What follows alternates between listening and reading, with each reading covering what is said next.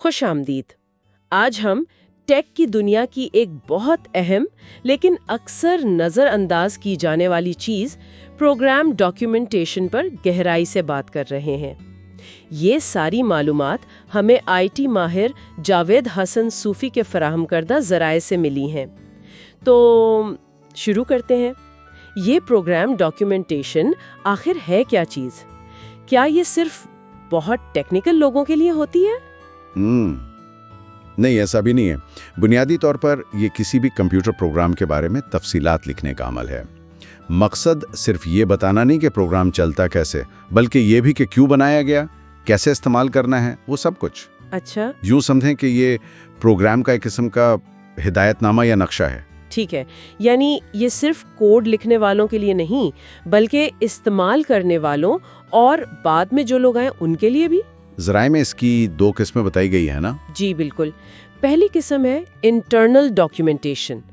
یہ پروگرام کے کوڈ کے اندر ہی لکھی جاتی ہے، کمنٹس کی شکل میں۔ کامنٹس، جی، یہ وہ لائنیں ہوتی ہیں کوڈ میں جنہیں کمپیوٹر تو نظر انداز کر دیتا ہے، پر انسان یعنی پروگرامرز پڑھ سکتے ہیں۔ اچھا، جیسے کوڈ کے کسی حصے سے پہلے آپ لکھ دیں کہ #، یہ فنکشن فلاں کام کرتا ہے۔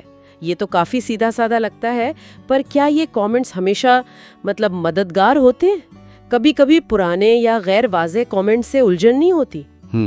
آپ کی بات بالکل ٹھیک ہے۔ کامنٹس کا فائدہ مند ہونا ان کے معیار پر منحصر ہے۔ اچھے کامنٹس بتاتے ہیں کہ کوڈ کا کوئی حصہ کیا کر رہا ہے، اور اہم بات یہ کہ کیوں کر رہا ہے۔ لیکن اگر وہ پرانے ہیں، غلط ہیں یا بس مبہم سی بات لکھی ہے تو ہاں، یقیناً مسئلہ ہو سکتا ہے۔ صحیح۔ اسی لیے ڈاکیومنٹیشن کو اپ ڈیٹ رکھنا بھی اتنا ہی ضروری ہے۔ یہ بات اہم ہے۔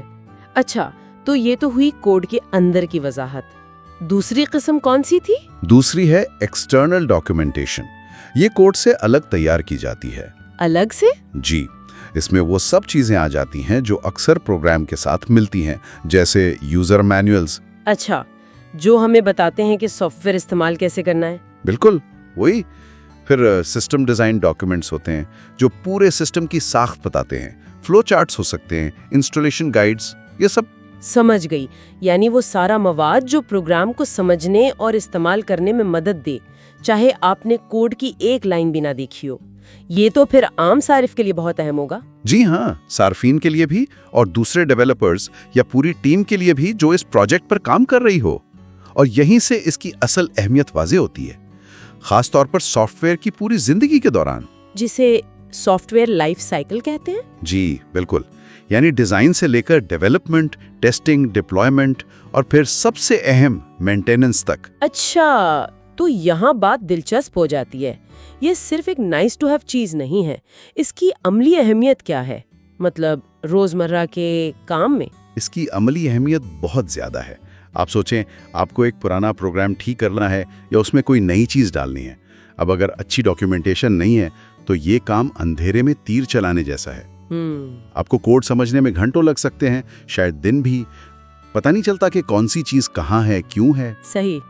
اچھی ڈاکیومنٹیشن ہو تو نئے لوگ جو ٹیم میں آتے ہیں وہ جلدی کام شروع کر سکتے ہیں، غلط فہمیاں کم ہوتی ہیں، اور مجموعی طور پر پروجیکٹ کی رفتار وہ ٹھیک رہتی ہے۔ بالکل۔ اس کے بغیر تو اکثر پروجیکٹ سست پڑ جاتے ہیں یا ان میں بعد میں بڑے مسئلے نکل آتے ہیں۔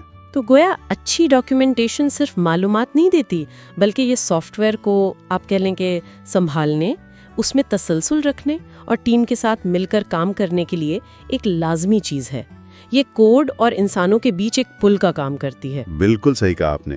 یہ وضاحت لاتی ہے، تسلسل کو یقینی بناتی ہے، اور یہی کسی بھی کامیاب سافٹ ویئر پروجیکٹ کی بنیاد ہے۔ چلیں، ہمارے ساتھ رہنے کا بہت شکریہ۔ شکریہ۔ السلام علیکم۔ وعلیکم السلام۔